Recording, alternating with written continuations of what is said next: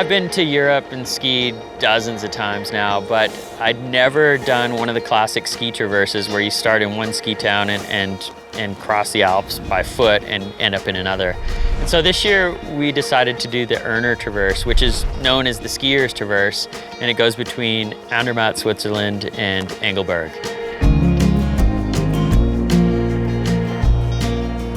As soon as I heard the word the skiers traverse, I was like, oh, that sounds pretty good, because you know, when I think about ski touring, I often think that it's just a big, long uphill slog, but the cool thing about the Urner is it's got a bunch of really good ski terrain along the way, and you can actually ski some good lines. So I was like, oh, that sounds pretty cool. And you stay in these huts up on the top of the mountain along the way, and there's caretakers, you got a bed and food, and so it sounded like a perfect adventure to me. I wanted to go with Alexis because I've been watching sort of his evolution as a skier as he's sort of moved toward the backcountry more, and I thought this is kind of the perfect scenario. Let's take a young guy that has no real ski touring background, along with myself who has very little ski touring background, and let's go do one of these trips. It just sounded super cool.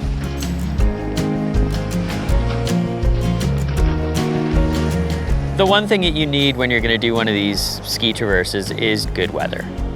Unfortunately, Mother Nature isn't always kind to trips or ideas that we have.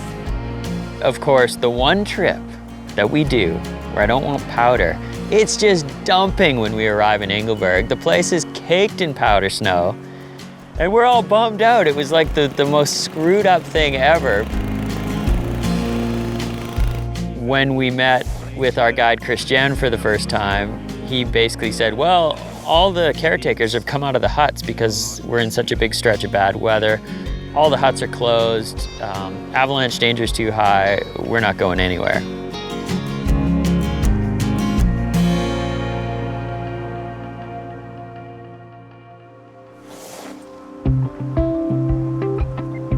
It's still snowing, so for us, we have to go powder skiing today. It's gonna be a tough time. Might get snow on our faces. A hard life, eh? First world problems. Yeah. The first time I met Alexis Godbout, he was 12 years old, and we were at Momentum Ski Camps, the summer camp in Whistler. And I just remember this cocky little French-Canadian kid that was just boosting off the jumps and the quarter pipe and going super big. He was good. I mean, there was no question that this kid had a bright future. Mike started his career as a mogul skier and then moved on to being a coach. And from there, moved on to freestyle. I remember that cool guy doing like tree jibs and doing cork 7 landing and pow, and God, I thought that was so cool. As he was a bit older than everyone, he decided to look for softer snow and longer slopes, and people know him now as more of a big mountain skier.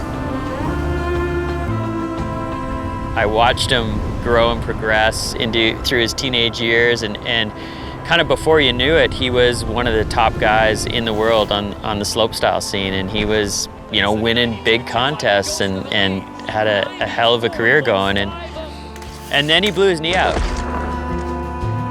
You know, a knee injury, you get surgery, you come back, and Alexis was back on the scene, and he got right back up into the top ranks again.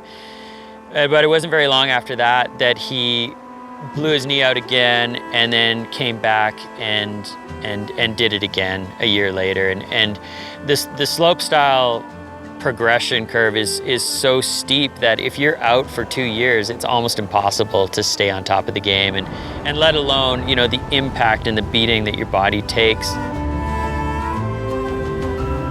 I think Mike did a lot of things right in his career. One of them was moving to softer snow in the backcountry. I mean, when you're doing stuff in the park, the landings are always hard and it's icy, and a lot more factors to get hurt than out there in deep snow. And I think backcountry is really the key to keep your body up to date and make your career last longer, I'd say. So Mike did that well.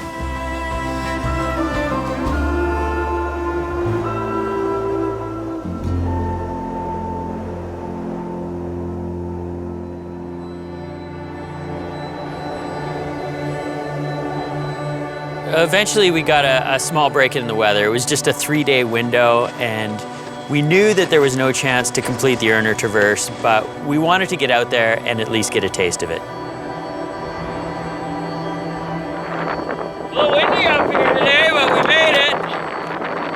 We're up on the Urner Traverse, and ski looks good.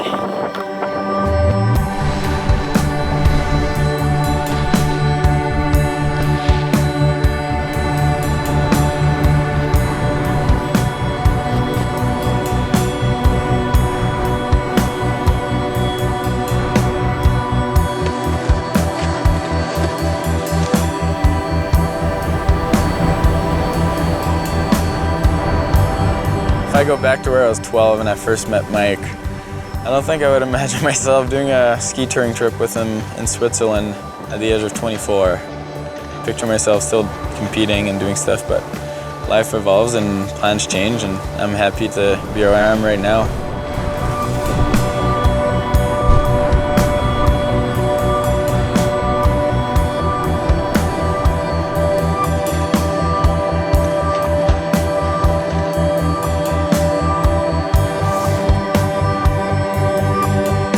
Cheers. Cheers. When you do these traverses, you're always moving, and you're trying to get like from one place to the other and trying to end up at the hut before it gets dark. It's definitely a different pace than we're used to, and yeah, I don't think you ski the same aggressive lines and the same style that you do when you're on your normal alpine gear, but you know, it's cool. It's my first trip ski touring, so it's pretty cool. I'm stoked.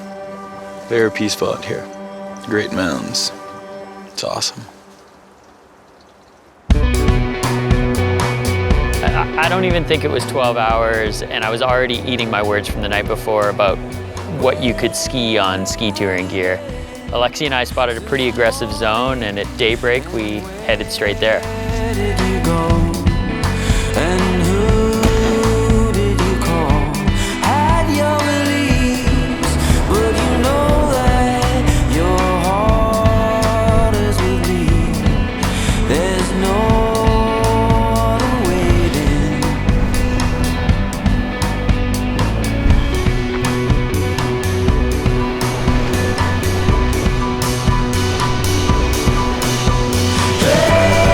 Let me along with your stories where you always do. Maybe I'm wrong to believe you when I always lose. Tried for so long to trust you, but I always lose. Tried for so long to believe you, but I always knew.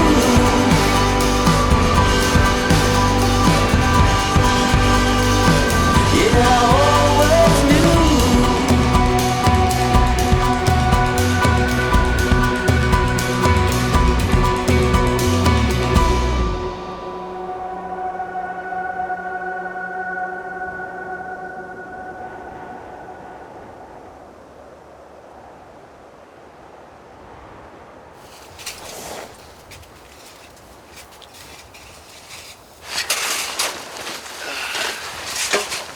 Yeah, that's definitely the first time I have to dig out a cabin. A lot of work. Cool though. We'll get a fire going, get some food going. A little beer too. That'll feel good. Pretty good view.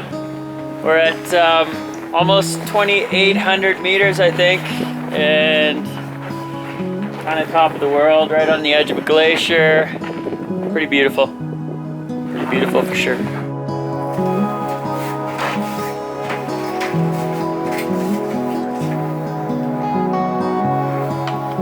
Making a little raclette here. Swiss mountain hut style. And you just peel it off with your teeth.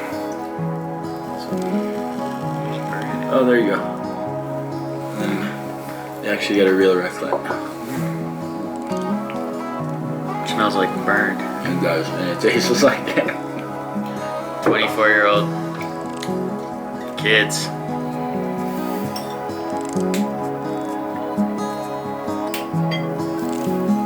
A bit tired right now, but it was really worth it. We got some pretty sick stuff done today, and it's probably below zero outside this room, so I'm not that excited to go to bed right now.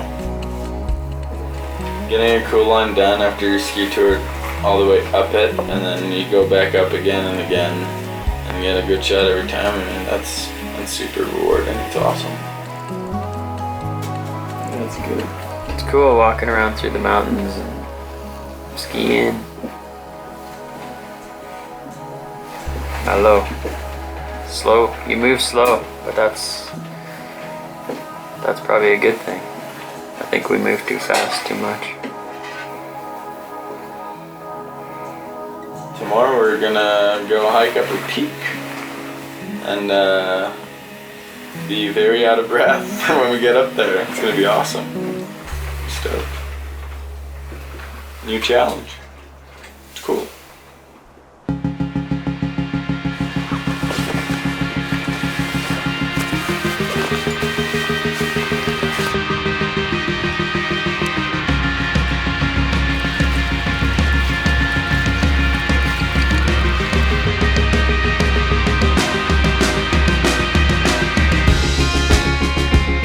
Getting to ski touring, I would say, more than anything came from the evolution in gear. It's no longer these like little flimsy skis and lightweight sketchy bindings and floppy boots. You've kind of got good low-tech ski touring gear that you can actually ski well on the way down and is light to get up. We're up at about 3,300 meters right now on our way up the Stustenhorn, and touring along through some crazy strategy that you can see behind me there. And look what I found. A butterfly at 3,300 meters. It's kind of weird, kind of cool. Who knows, maybe it's one of our fallen friends. He looks pretty tough. I think I'll call him Andres.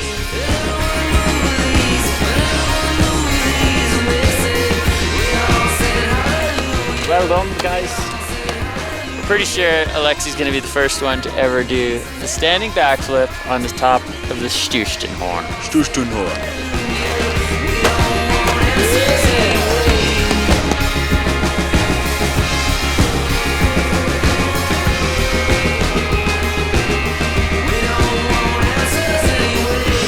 That was my first ski touring trip ever. I've ski toured till my legs didn't want to work anymore and I was exhausted, but I liked it a lot actually. I wouldn't say ski touring would be my destiny, But it's part of that huge mosaic that is skiing.